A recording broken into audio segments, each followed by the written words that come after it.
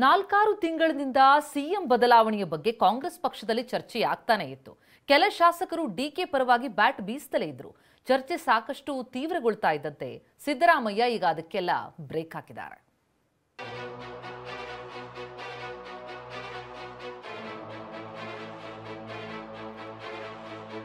ಕ್ರಾಂತಿ ಕಿಚ್ಚಿನ ಮಧ್ಯೆ ನಾನೇ ಸಿಎಂ ದಾಳ ಉರುಳಿಸಿದ ಸಿಎಂ.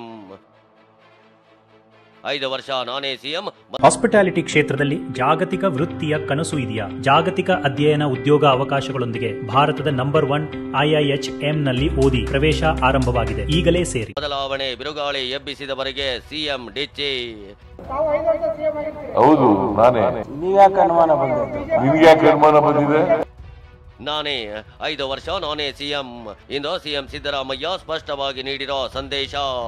ಮೊನ್ನೆ ಮೈಸೂರಿನಲ್ಲಿ ಡಿಸಿಎಂ ಡಿಕೆ ಶಿವಕುಮಾರ್ ಕೈ ಎತ್ತಿ 5 ವರ್ಷ ಬಂಡೆಯಂತೆ ಸರ್ಕಾರ ಭದ್ರವಾಗಿರುತ್ತೆ ಎಂದಿದ್ರು. ಆವತ್ತೇ ಟ್ರೇಲರ್ ಬಿಟ್ಟಿದ್ದ ಸಿಎಂ ಕಡ್ಡಿ ಮುರಿದಂತೆ ನಾನೇ ಸಿಎಂ ಎಂದಿದ್ದಾರೆ. ಬದಲಾವಣೆ ಅಂತ ಭವಿಷ್ಯ ನುಡಿದಿದ್ದ ಬಿಜೆಪಿಗೂ ಅವರೇನು ನಮ್ಮ ಹೈಕಮಾಂಡ್ ಅನ್ನೋ ಮೂಲಕ ಸ್ವಪಕ್ಷದವರಿಗೂ ಸಂದೇಶ ರವಾನಿಸಿದ್ದಾರೆ. ಆದ್ರಿದು ಔಟ್ ಗೋಯಿಂಗ್ ಸಿಗ್ನಲ್ ಅಂತ ಅಶೋಕ್ ಕಾಲೆಳೆದಿದ್ದಾರೆ. ಹೌದು ನಾನೇ. ನಿಮ್ಗೆ ಅನುಮಾನ ಬಂದಿದೆ? ಹೌದು ನಾನೇ. ನಿಮ್ಗೆ ಅನುಮಾನ ಬಂದಿದೆ? ಹೌದು ನಾನೇ. ನಿಮ್ಗೆ ಅನುಮಾನ ಬಂದಿದೆ? ಯಾರು? ಅವರು ನಮ್ಮ ಹೈಕಮಾಂಡ್. ನಮ್ಮ ಹೈಕಮಾಂಡ್ ಏನ್ರಿ ಅವರು? Ashoka is a BJP man, Vijayendra is a BJP man ಅಲ್ವಾ? ನಾನು ಉಳಿತೀನಿ ಅಂತ ಪದೇ ಪದೇ ಉಳಿತೀನಿ ಅಂತ ಹೇಳ್ತಾ ಇರೋದೇ ಡೌಟ್. ಉಳಿತೀನಿ ಅನ್ನೋದೇ ಔಟ್ ಗೋಯಿಂಗ್ ಸಿಗ್ನಲ್. ಅದರಿಂದ ಅಕ್ಟೋಬರ್ ಮತ್ತು ನವೆಂಬರ್ ಅಲ್ಲಿ ಖಚಿತವಾಗಿ ಈ ಸರ್ಕಾರ ಸಿಎಂ ಬದಲಾವಣೆ ಆಗುತ್ತೆ.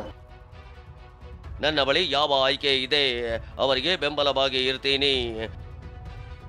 ಸಿದ್ದರಾಮಯ್ಯ 5 ವರ್ಷ ಸಿಎಂ ಅಂತ ಒಪ್ಪಿಕೊಂಡ್ರ ಡಿಕೆ.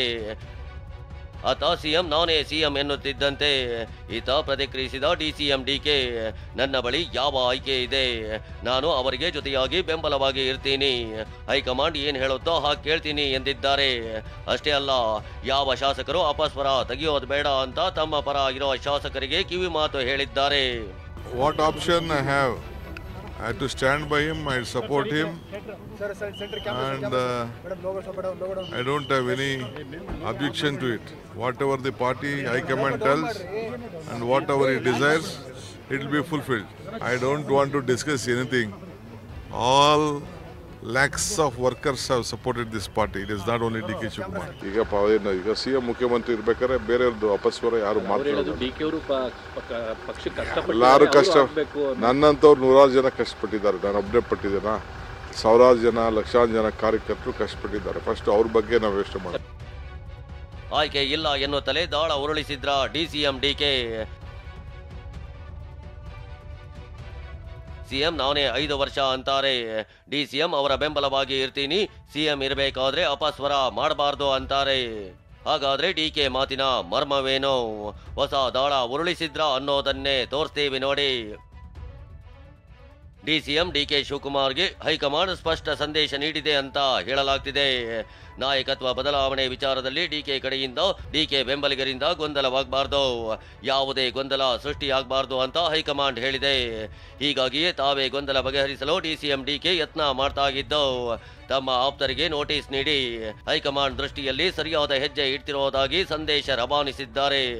ಅಲ್ಲದೆ ರಾಜ್ಯದಲ್ಲಿ ನಾಯಕತ್ವ ಬದಲಾವಣೆ ಇಲ್ಲವೆಂದಿರೋ ಡಿಸಿಎಂ ಡಿಕೆ ನನಗೆ ಬೇರೆ ಆಯ್ಕೆ ಏನಿದೆ ಅಂತ ಹೊಸ ದಾಳ ಉರುಳಿಸಿದ್ದಾರೆ.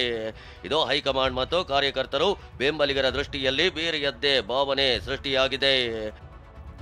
5 ವರ್ಷ ನಾನೇ ಸಿಎಂ ಅಂತ ಸಿಎಂ ಸಿದ್ದರಾಮಯ್ಯ ಹೇಳ್ತಿದ್ರೆ ನನಗೆ ಯಾವ ಆಯ್ಕೆ ಇದೆ ಅಂತಾನೆ ಡಿಸಿಎಂ ಡಿಕೆ ಹೊಸ ದಾಳ ಉರುಳಿಸಿದ್ರ ಅನ್ನೋ ಅನುಮಾನ ಶುರುವಾಗಿದೆ.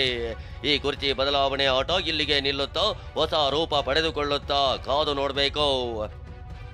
ಪ್ರಸನ್ನ ಗಾಂವ್ಕರ್, TV9 ಬೆಂಗಳೂರು.